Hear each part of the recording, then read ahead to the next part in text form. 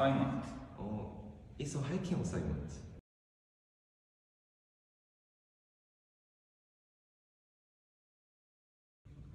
Where do you think we should go?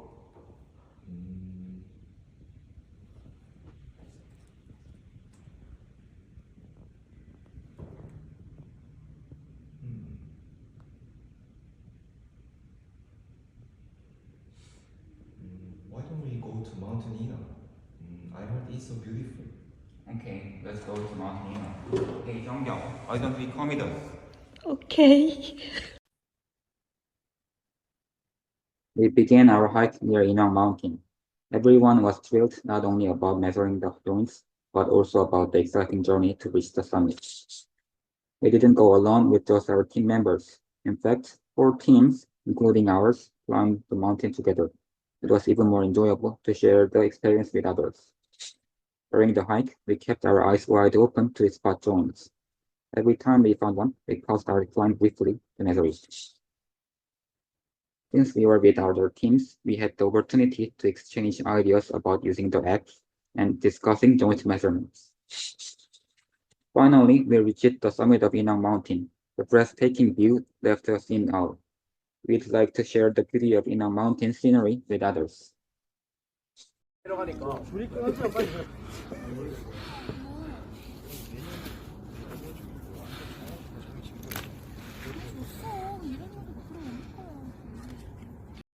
After the hike, we had a great time at the gathering with the other team members. Actually, we enjoyed some makgeolli as well.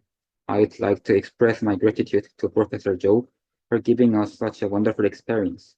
This will become one of my precious memories from my university life.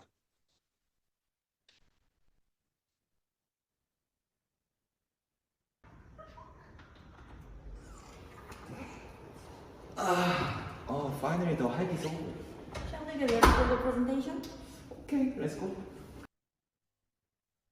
Hello, this is Group 5 and my name is Kyu-hyun Choi. Today, we're going to talk about stereographic projection. Here's the table of contents. First, let's start with an introduction. We choose Mount Inwang as the location for our stereographic projection. Mount Inwang is 339 meters high and is mostly made of granite. The purpose of this projection is by projecting a 3-dimensional sphere onto a 2-dimensional circular plane. It is easily to understand the data on the discontinuity of the rock mass. Implementation with the intention of completing mathematical modeling through specific derivation of coordinates. Next is theory. Strike is compass direction of a special line in the plane, where the special line is the intersection of the plane and the horizon. Dip is the angle of inclination of a plane, including horizontal plane. Dip direction is maximum downward sloping direction and also the right angle of a strike. Plunge is from north to the line, and angle of plunge is from the horizontal plane to the line. That downward is plus. Pitch is the angle from strike to line that's on the plane. L, M, and N are as follows, where angles delta, beta are as follows, and L, M, and N are characterized by the formula below. R indicates dispersion or alignment of joint directions. R's formula is as follows, and if R and N are same, perfectly parallel joints, and if R is smaller than N, diverse orientations. KF is quantifies dispersion in joint orientations. KF's formula is as follows, and if KF goes to infinite, it's uniform direction, and if KF goes lower, is greater variability in orientations.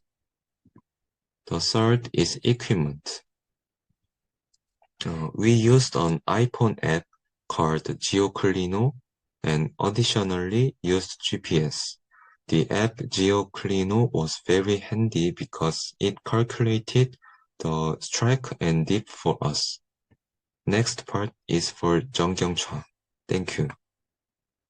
Hi, my name is Chung-Ang, and let me tell you about the procedure we followed during this study.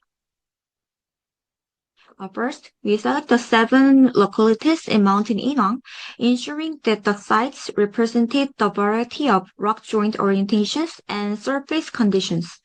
Next, we prepare for the equipment. We use the GeoClino app on a smartphone to measure the strike, dip, and dip direction of the rock joints. Before starting, we calibrated the app to ensure accurate measurements. Then we move to the data collection. And its locality, we identified visible joints and measured their orientations. Strike, the compass direction of the joint's horizontal line. Dip, the angle of inclination related to the horizontal plane. Dip direction, automatically calculated as the direction of maximum downward slope. To ensure consistency, we repeated the measurements multiple times. Lastly, we documented all measurements. Data was saved in the GeoClino app and manually recorded in a field notebook. We also captured photographs of the joint surfaces for visual reference. Through this process, we ensure accurate and reliable data collection. Next, let me start by explaining the measurements we collected during our study. For our measurements, we began at the locality 1 and 2. At locality 1, we recorded the strike of N65W and a dip of 65 degree N, indicating the steeply inclined joint plane with the northwest orientation. Similarly, locality 2, the measurement shows the strike of N69W and the same dip of 65 degree N, which aligns closely with locality 1, suggesting parallel orientations. These similar results hints at structural consistency between the 2 localities. And locality 3 and 4. Locality 3, we observe a strike of N14E and dip of 5 degree W, which reflects the nearly horizontal joint plane. In contrast, locality 4 showed the strike of N27E and a dip of 5 degree E, also indicating the shallow joint plane, but with a slightly different orientation.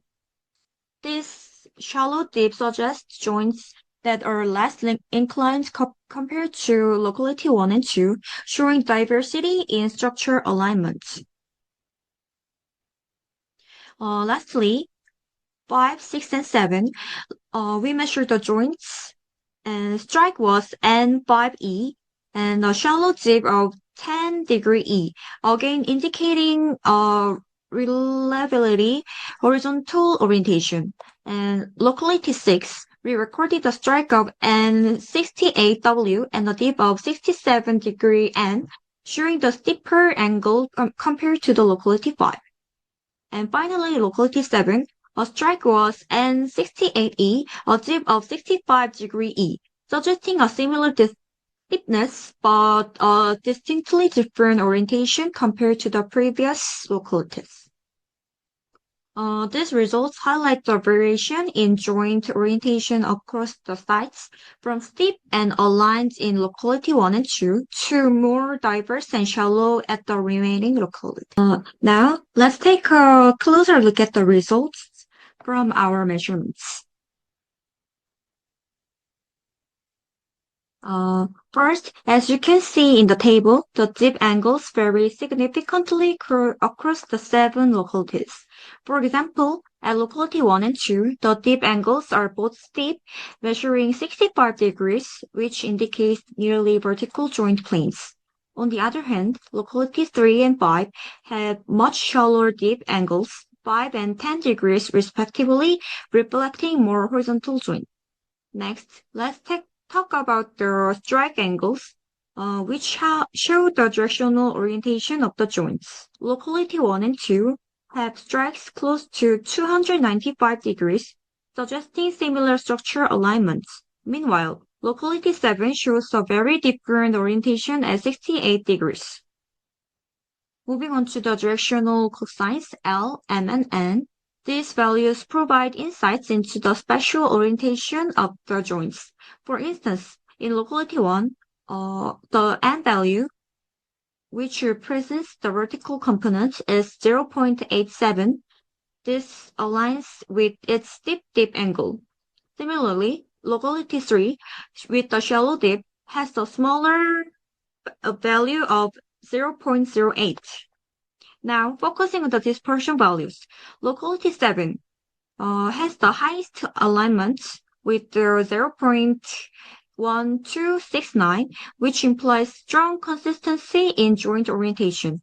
In contrast, locality 1 has slightly lower alignments at 0.1467, indicating greater variability.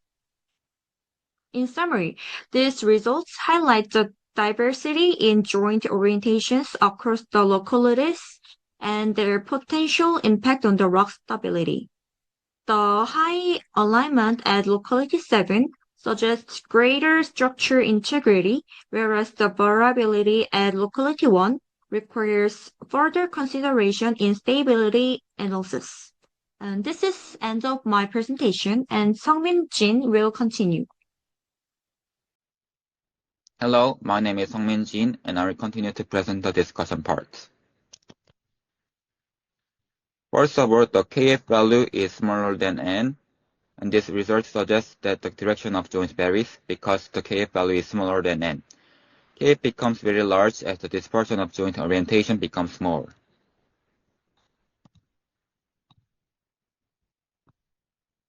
Understanding the variability of joint directions is essential for analyzing rock mass behavior. Statistical tools such as the feature distribution allow us to identify patterns in joint orientations and locate stress concentration zones. This analysis is vital for predicting joint interactions with stress fields and ensuring structural stability. The variability in joint directions directly affects the formation and interaction of rock blocks, which determines slope stability. By considering joint directionality, we can simulate realistic block models and refine our engineering designs. Such evaluations are essential for mitigating risks and ensuring the stability of rock slopes and structures. And next, I will discuss about the possible error points in the calculation of Kf. First, human calculation error.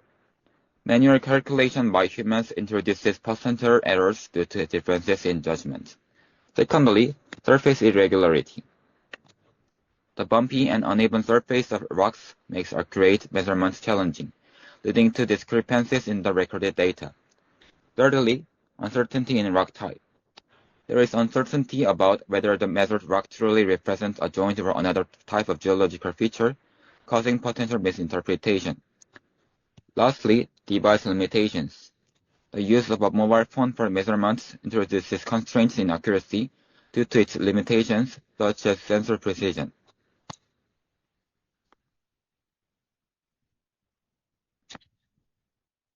These are the references we looked at.